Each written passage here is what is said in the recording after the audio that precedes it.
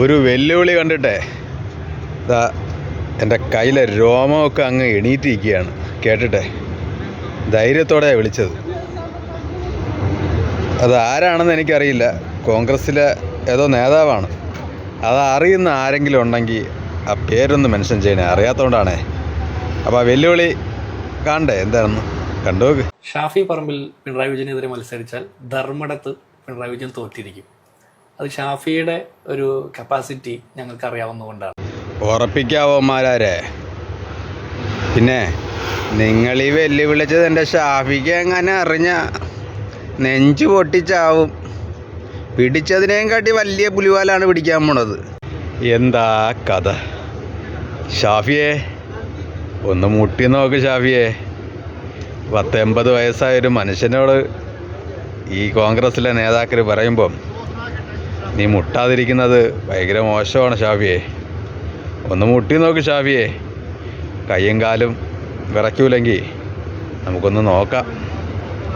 പിന്നെ നീ മുട്ടുമ്പോഴേ ആ MP സ്ഥാനം ഒന്ന് രാജിവെച്ചിട്ട് ഒന്ന് മുട്ടണേ.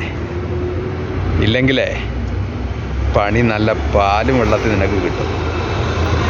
എന്തായാലും മുഖ്യമന്ത്രി സഖാവ് പിണറായി വിജയൻ ധർമ്മടത്ത് മത്സരിക്കുമെന്ന് നേരത്തെ പറഞ്ഞു കഴിഞ്ഞ് നീ ആണാണെങ്കിൽ ഈ കോൺഗ്രസ്സുകാർ പറഞ്ഞില്ലേ മുഖ്യമന്ത്രി വീട്ടിലിരിക്കുമെന്ന്.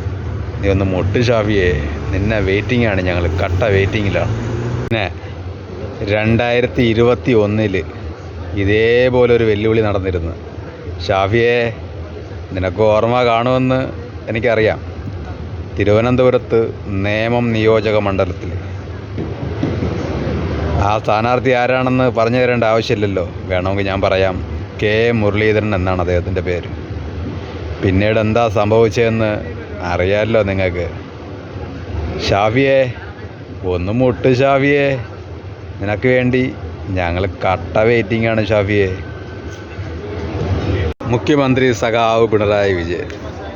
അതൊന്നും നീയൊന്നും കൂട്ടിയാൽ കൂടൂല ഷാഫിയെ. അതിനൊന്നും ഒത്തും ആവത്തില്ല നിങ്ങൾക്ക്. അപ്പം നമുക്ക് ഇലക്ഷനിൽ കാണാം. അപ്പം എങ്ങനെയാ കാര്യങ്ങൾ? മത്സരിക്കുകയല്ലേ? അപ്പം ശരി, കാണാട്ടാ. നിങ്ങൾക്കൊരു ഉപദേശം തരാം. ഒരു കാലത്തും നിങ്ങൾ അയാളെ എതിർത്ത് നിൽക്കാൻ പോകരുത് സാർ.